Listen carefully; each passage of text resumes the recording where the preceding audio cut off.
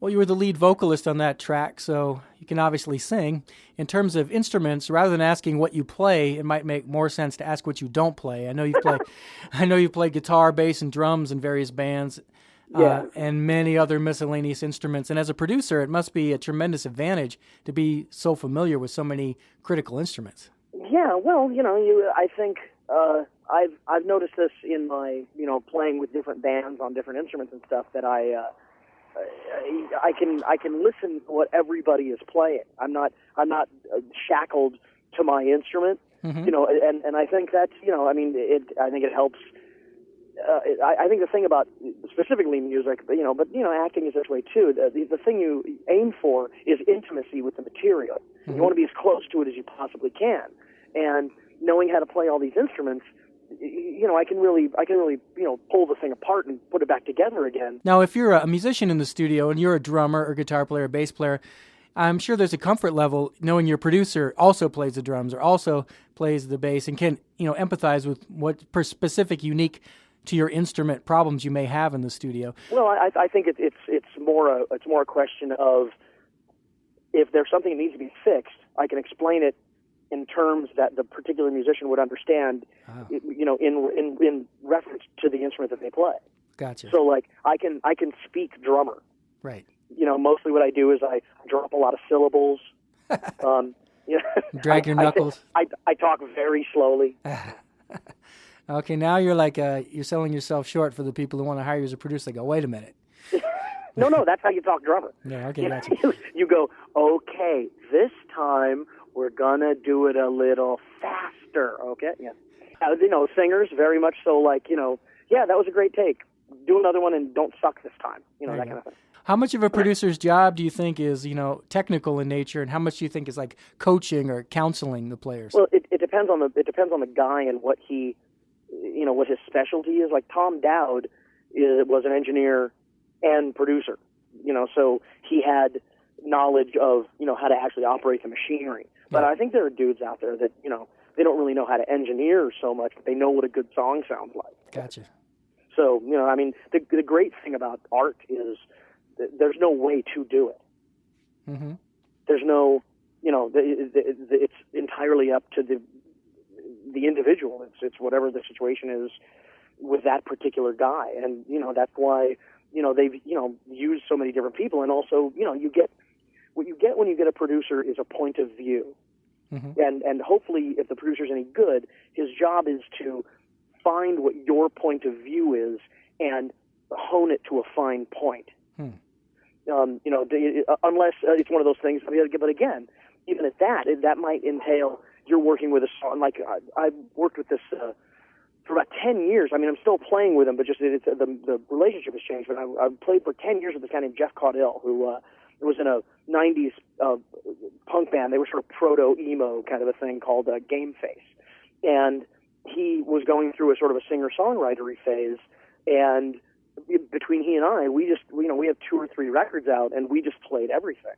Mm-hmm. And sometimes it's that. Sometimes I don't play at all. I play a little guitar on the Susie and Los Quattro record, but mostly, I just stayed out of the way and said, no, you guys go do your thing. You already sound like you. You don't need me to assist in that. Well, let's talk a little bit about Susie and Los Quattro. Are they from Europe? Are they from Spain? Yeah, they're from Spain, from Barcelona. Yeah. And so they came to you, or you went to them? They came to me. Well, it's in a roundabout way. I'm in this band called the Mockers, and the Mockers, they're the 2 songwriters in the band met in. They're Americans, but they met in Spain when they were kids, and they go back there and tour, with some regularity. And Jonathan Vidal, the bass player in Susan Los Quattro, was our tour manager for a couple of things, and we got to be friends. And we definitely have a similar, we have a similar kind of viewpoint about, music and stuff like that. And we got to be friends, and, he said, I'm making a record, you want to get involved? I was like, yeah, sure. So we did one, Stick With It, it's called, and that went pretty well. And then they were, the new record they have, a friend of theirs was murdered in Barcelona. I don't know, 6 years ago now or something, 4 years ago, and they wrote. Jonathan wrote all these songs about getting over it, and it's beautiful. I mean, some of the things he writes about. The crazy thing about this new record that they have is, I would think if I write about something tragic and horrible, I want to let everybody know how tragic and horrible it is. Jonathan wrote all of these songs about how their friendship was such a special thing, and all he really needed to do is learn how to let go. And it's amazing. It's really there's some really like touching, heartbreaking stuff on it once you get past all the rock. Yeah, well, the music is very upbeat. Yeah. The track I want to play is called "In My Dreams Again." Oh yeah, sure. Now, is that on that tangent that you just mentioned? Because Yeah, I would have never known that. I would have thought it was like about being with someone, losing the spark, the magic, and then getting it back. But now it's actually about someone who's passed away and getting over it. Right. Yeah. Wow. He said when we were talking about the record, he said,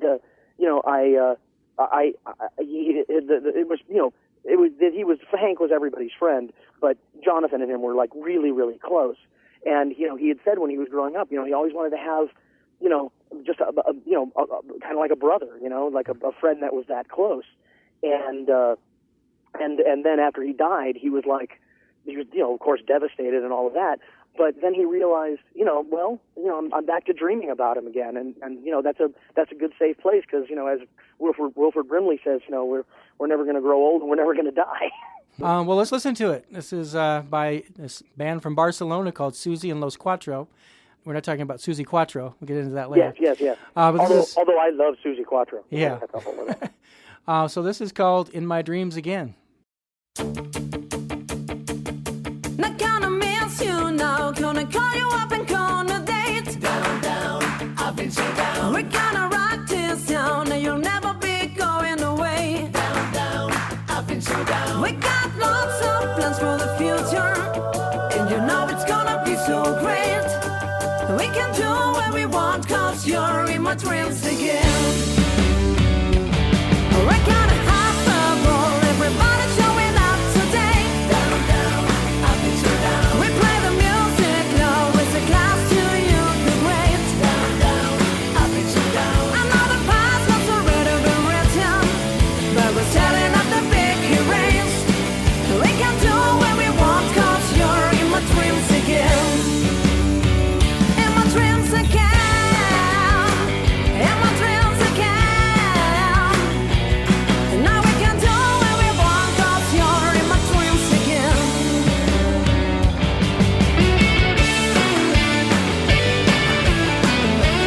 Down, I've been so down.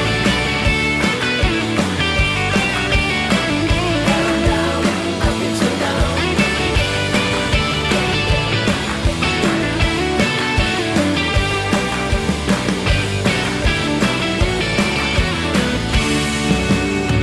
In my dreams again. In my dreams again. Now we can do what we want, cause you're in my dreams again.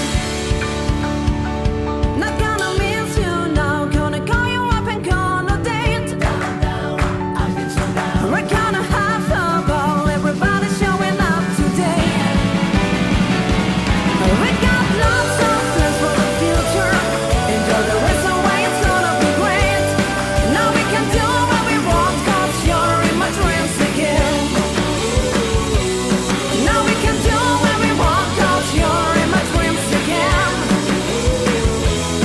Now we can do what we want, cause you're in my dreams again.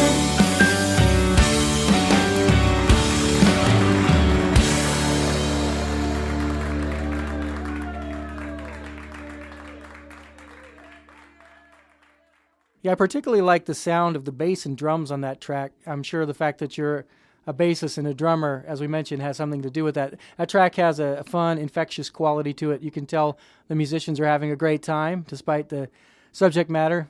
And the rhythm section just sort of lifts you up and makes you want to dance. It's a great performance. Well, John is the bass player. Jonathan's the bass player. He and I come from a very similar school of, that bass guitar is more than just something you play eighth notes on. Oh, yeah. It's kind of sad. Like in the late 70s, to me there was a golden age of bass players. You know, there was Graham Mabey from Joe Jackson's band. There was Colin Moulding. There was Bruce Thomas. You know, there's all these guys who took the instrument and played it in new ways. You know, it's sort of Bruce Foxton from the Jam did something very similar. You know, it almost became like a lead instrument. And Jonathan definitely comes from that school. He's really great, and Rocky, the drummer's pretty new. He's a young dude. He's like 25, and he wanted the first single to be, you know, freak or kick ass because you know, it's fast, and he's, you know, 25. So right. Well, yeah, I'm saying the bass playing and the part are good, but the way it's recorded too. I mean, the way it's mixed. It's you know, I know that you're a rhythm section guy, and it's definitthe bottom end is given attention. It's given some love. That's what I'm saying. It was mixed. It was mixed by the student Carlos Santos, who's a guy, an engineer in Barcelona. It was mixed with me in Los Angeles, them in Barcelona, and like, you know, I would just sit in my control room, and you know, they would run a pass, and then they'd send it over to me and go, "What do you think?" I'd be like, "Oh, move this around." You know, it was that kind of an arrangement because we only had so much money. And Carlos does a lot of really amazing work. He's you know, kind of one of the big Spain guys. And then the studio we did it at is probably, you know, it's probably the best studio in Spain. And the hilarious part is that it was really cheap to record there. It blows my mind. I love Spain, but it's almost to France. It's kind of in the north of the country, and Shakira, I guess, did some work there, and it's a really great sounding room. You know, they have all the things that I like. You know, big toys. Is working with European musicians much different than American musicians in terms of the common vocabulary? Nah. Common musical vocabulary. I think we're now again, we're back to that interweb thing. I think the internet sort of, you know, made everybody a little closer, everybody's a little tighter. You know, you know, you can hear everything whenever you want to. And so I the difficult part, of course, is Mark, the guitar player. He, you know, his English, you know, wasn't very good. So it's like somehow we got it through. We made it happen. And I think it's I think the guy plays some badass stuff on that thing. The solo in Your Dreams Again, In My Dreams Again. Yeah, you know, it's beautiful. It's so cool. You know, he's a real melodic guy, and you know, somehow, you know, we managed to find, you know, a way to communicate through what, what, I don't, what, you know, a lot of that. What I was driving at with the American and European was in terms of common musical, like if you mention Led Zeppelin or if you mention Jimi Hendrix, if Europeans have these bands and artists in their vocabulary that they, you know, you can't bring up like a rockabilly Elvis track. You know, now probably we know each other's stuff, but I would imagine there was a time when they didn't have they may know certain bands from America, but they wouldn't know the deep cuts. Yeah, well, I mean, now because of the internet, you know, they know everything. And also, you know, America's still slightly ahead of the curve when it comes to you know, when it comes to making records. You know, American records tend to be the ones that are biggest. You know, whatever, if it's because there's a big promotional machine or people are just like, my God, Americans, they're so American. You know, whatever it may be. But there's also a lot of Spanish bands that are good. You know, and they do pull from those as well. Yeah. You know, I mean, if anything, I was kind of left out of the loop because I don't know as much about their stuff as they know about mine. Well, I want to talk a little bit about weighing the emotional impact of a recording against technical perfection. I want to compare two recordings that you've produced. The first is a track by the Rubinoos called Can't Have Her Back, and the production is pretty raw in the sense that you can hear amplifiers buzzing, you know, with no effort made to mask it. It's almost like a live recording.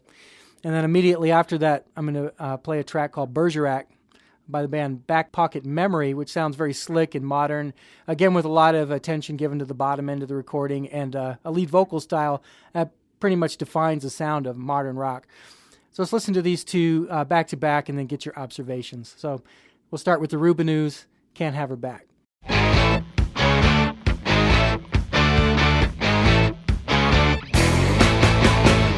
had your time, but now that girl is mine. Had a chance that you messed up, she'll never change her mind. Can't have her back now. Oh no, can't have her back now. Her tears, they fell, you didn't even see. The love she tried to give you, now she's giving it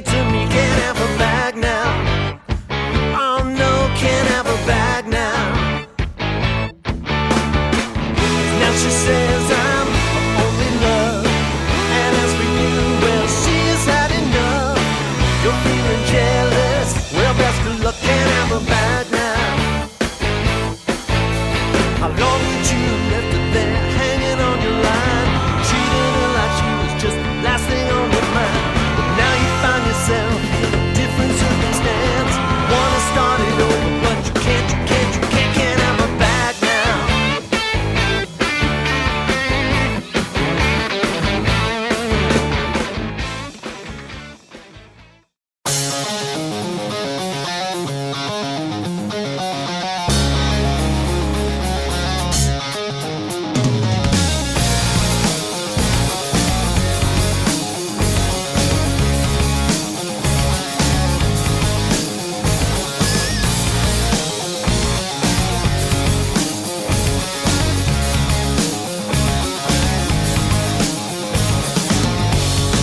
Pathetic and deranged, at least it's what they say.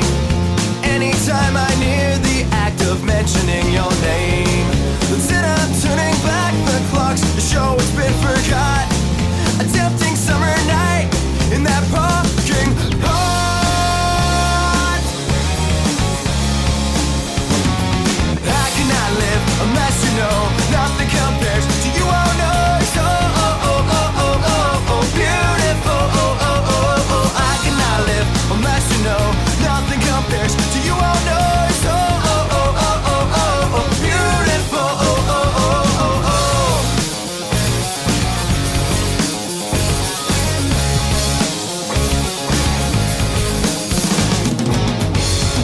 And life's too short to let regret pin me to the floor and tight around my neck. So I can't just let it go when it's best that I know. So here I stand, my heart in hand.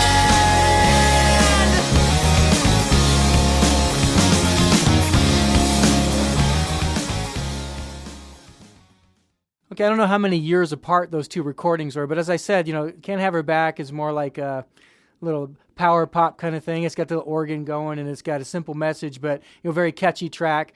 And then Bergerac, like I said, is like a modern, slick production. It sounds, really well produced. So, what's your feeling about the two tracks, like the emotional impact? Well, the Rubinoos are, definitely not a modern rock band. I got that gig because actually Jonathan Nadal from Susie and Los Quattro, he put that Rubinoos record out on his label, and he wanted, he told me he wanted me to produce their record and make them a little more rock. And I like raw things. I tend to, somebody told me there's three kinds of musicians in the world. There's a Slick Rick, Slob Rob, and Smart Art. And every musician is one or a combination of all of those. And so, the Rubinoos have been very Slick Rick and Smart Art in their career. And so I was sort of put in place to kind of pull them back a little bit and kind of, make it a little bit more rock edgy. And then the Back Pocket Memory thing, that's what they sound like. I think Back Pocket Memory is a great band. Jason Montgomery, one of the best drummers I've ever seen. The guy's just unbelievably great and makes it look really effortless. But eventually I think you have to kill your gods. Everything that I do has, the stamp of, the Knack on it or, Elvis Costello on it. But it doesn't really sound like them either. I did the thing with, I did some records with this guy named Steve Barton, who used to be in a band called Translator. And they were kind of big in the 80s. They had a song called You're Everywhere That I'm Not. It was sort of kind of a flashback lunch favorite. Every once in a while you'll hear it on some sort of like K-rock style, radio show. And somebody said in one of the reviews that, you can hear everything that he's stealing from, but he somehow manages to avoid making it sound like what he's stealing from. Makes it his own. Yeah, and I think Back Pocket Memory is great, but that's their first record. So if they're there already, I can only imagine what I tell every young band that I work with, all you have to do is stay together. I found that no matter which musical genre you're working in, you could call it, Elvis Costello or whatever style you're in, if it's country or hip hop or anything, that there's a real benefit to knowing, the work of the great classic master songwriters, Irving Berlin, George Gershwin, Harold Arlen, Richard Rodgers, Jerome Kern, because I find that even in my own writing, I might use a passing chord or a little push or some idea that I got from one of their compositions that if I was only doing rock, I maybe wouldn't have. So that brings me to the next track I'm going to play, which is a Cole Porter standard, True Love, as performed by vocalist Michele Cordova. I appreciate the way she doesn't monkey around with the melody. She performs it pretty much straight, because all those writers I mentioned put a lot of thought and energy into getting their melodies just right, and I've heard very few vocalists really improve on them very much. Well, those melismatic singers, the sort of, the manner of today where everybody's sort of like, it's like watching a moth fly. It's like, woo, go straight for a bit, woo, go straight for a bit. The singer shouldn't make it about them. Right. Well, let's talk about the national anthem for a second. Every time that's sung now, the singer makes it about them, not about honoring the country. And I won't say every time, but that's not it, and it's not your job. Your job is not to impress us with your genius. Your job is to get the point across. You know who I blame? Star Search. Because you used to have to go on there and get 3.5 stars or 4. So you had to do something kind of spectacular in a couple minutes to get that extra star. And that was part of it. Now, Stevie Wonder did the melismatic singing. He was one of the pioneers of it, and he does it very well. So I don't mind listening to him do it. What we're talking about for the audience is taking one syllable and just stretching it into 16 notes. Yeah. Well, yeah, but Stevie also, yes, he would play with the phrasing. He would, move the melody around a little bit, but at the end of the day, he was still singing the tune, where a jock attitude entered music, where it became like sport. I can play harder than you. I can sing more notes. I'm fast. It became a jock sort of attitude about how people make records lately. Mm-hmm. And Stevie Wonder, it wasn't like, hey, look how impressive I am. It was a genuine feeling. More organic coming from him. Yeah, and everybody now, they just sort of, they learn it mechanically, and then it becomes, it becomes the thing they do. And they feel like there's an expectation for them to do it. If they sing it straight, they're showing they have no talent. And mind you, I'm come off like I'm, again, so high on my own weed and all of that. Let me say that, I have made so little money from entertainment that, of course, I take it upon myself to make these sort of judgment calls about other people's art. We all do. And then at the end of the day, it's all just opinion, and I'm apparently wrong because, these people are, this sort of style apparently appeals to a wide swath of the population. Well, let's bring it back to Michele Cordova. Now, it sounds like there are a lot of players on this track. Do you remember exactly how many pieces were in that band? Well, it's piano, bass, drums, and some horns. Mm-hmm. Not really that much. Yeah, it sounds pretty big, and there are a lot of rhythm changes, too. It's a fairly complex arrangement. Were you involved in that aspect of it, or were you primarily engineering? No, I was primarily engineering on that. Actually, most of the production work on that is, we were all in the room together, but a lot of that is this guy, Jason Taylorson, who is, I met him, he was, he was managing a club that I used to play at all the time. And, we're friends, and, he was like, let's go do this thing. And, the band... he basically just made sure that they, that I was doing my job and they did their job. He really stayed out of the way, and so did I. Everything you're hearing is her. Well, here's the beautiful thing. Since she's got a beautiful voice. Oh yeah, and that's enough. If she just sings Cole Porter's words and melody with her voice, that's enough.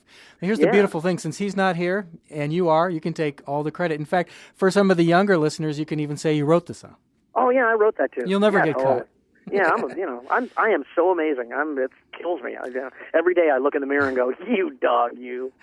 Okay, well, this is Michele Cordova and her band performing True Love as written by Cole Porter and engineered by my guest, Robbie Rist. Let's check it out. I give to you and you give to me.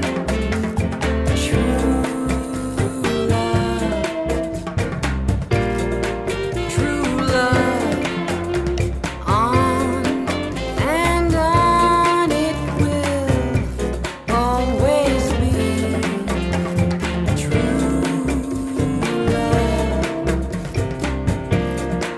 True love, you and I have a guardian angel on high with nothing to do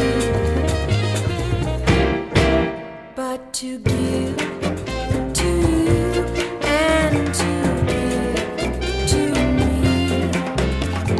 Love,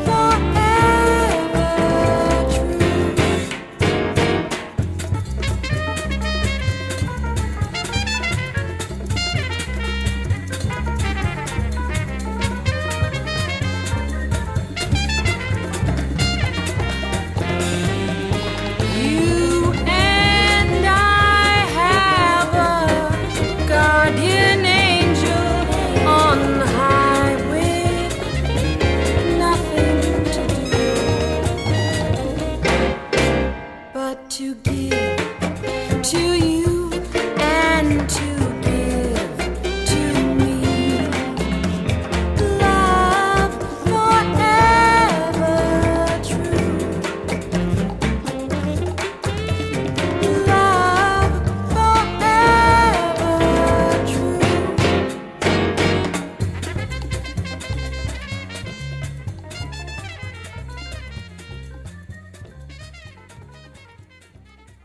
All right. Well, before I let you go, I want to mention that you do have a podcast of your own. Yes. It's called The Spoon. It airs every Monday night. On the last episode of this podcast, I spoke with your friend, co-host, and bandmate, Chris Jackson. I also Love Chris Jackson. I also spoke with your engineer, Tom Bowers, about his Geek Agenda podcast. Love Tom Bowers. Does producing a live hour-long show every week create a certain amount of pressure for you, or is it something you look forward to and really enjoy doing? Oh no, it's a total joy. I mean, basically, we don't have a format. We're not tied down to anything. Basically, we just kind of show up, and when the red light goes on, we just start talking. Right. It's as we say in our Christmas song. It's three guys who sit around and talk about nothing for an hour. That's sort of our. But in that hour, all kinds of really funny, ridiculous things happen, and Chris is a super funny guy, and Tom is really funny too. He's turning out to be a real asset to this thing. I mean, he's talented from a technical standpoint, but as it turns out, he's the sort of hand grenade sort of comic of our thing, where he pulls the pin out and throws the hand grenade and waits for a little bit. We'll wait for the card to pass.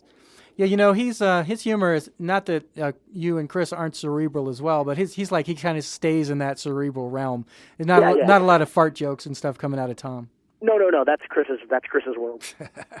Chris is the glue. He's like Rob and Tom are like the bread on the sandwich, and then Chris, I don't know, and whatever analogy you guys want to make. But no, I've listened to every one you've done. I know that in the early days you wanted to have a format, and you started out trying to engineer it yourself. Your guests didn't show, and pretty much the format went out the window. But you guys do have, as we heard, some set pieces you do, and you have guests, and it's yeah. I mean, it's kind of it's turning into.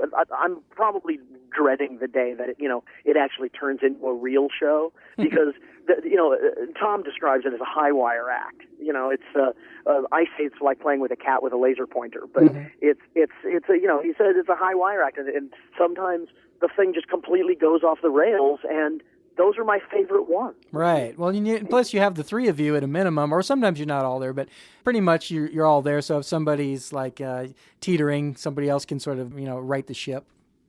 Yeah, totally. And but even at that, I don't like things to be good.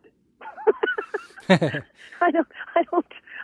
I like things to sort of have kind of edges to them, and something that you might get your skin caught on, and so like eventually, I mean, it's becoming more, there is a show to it, of course. It's not completely just the inmates running the asylum. But eventually it's going to become like, if you listen to early Howard Stern shows, and Chris talks about Howard Stern a lot, I listen to those early Howard Stern shows, it's, when he caught his groove, it was insane for a while, and now he just sort of knows how to be insane. It kind of phones it in a little more, maybe. Yeah, I think the longer you do anything, you can love it very much. To an extent, I think it's kind of like any other relationship. You're in it for a long time, and that sort of like I must have you now.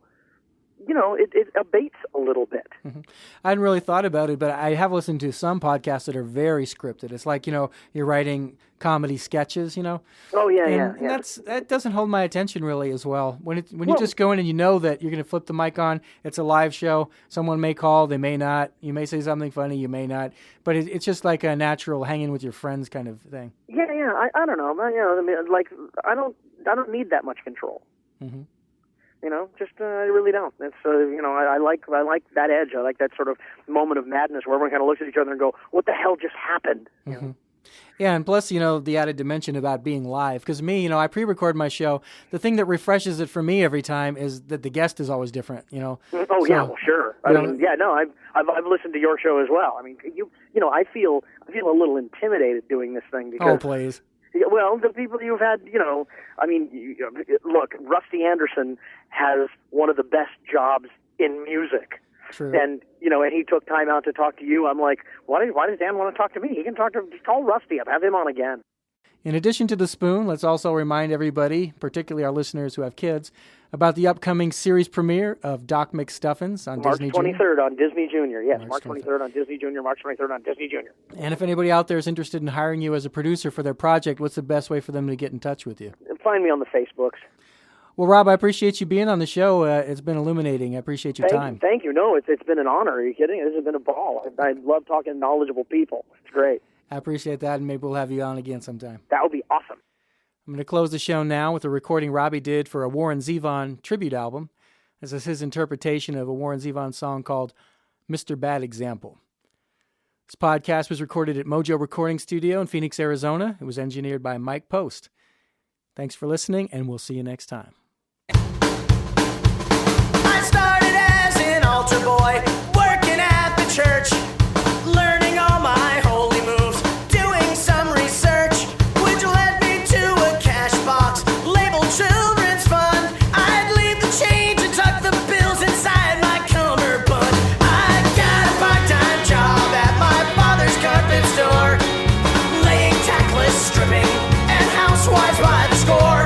I loaded up their furniture and dug out to smoke can and auctioned off every last nog I hide to fan. I'm very well acquainted with the 7 deadly sins. I keep a busy schedule trying to fit them in. I'm proud to be a glutton and I don't have time for sloth. I'm greedy and I'm angry and that's how I get off. I'm Mr. Bad Example, intruder in the dirt. I love to have a good time and I don't care who I hurt. Of course I went to law school and earned a law degree, counseled all my clients to plead insanity, then worked in hair replacement, swindling the vault, where very few are chosen and fewer still are called. I'm Mr. Bad Example, take a look at me. I'll live to be 100 and go down in infamy.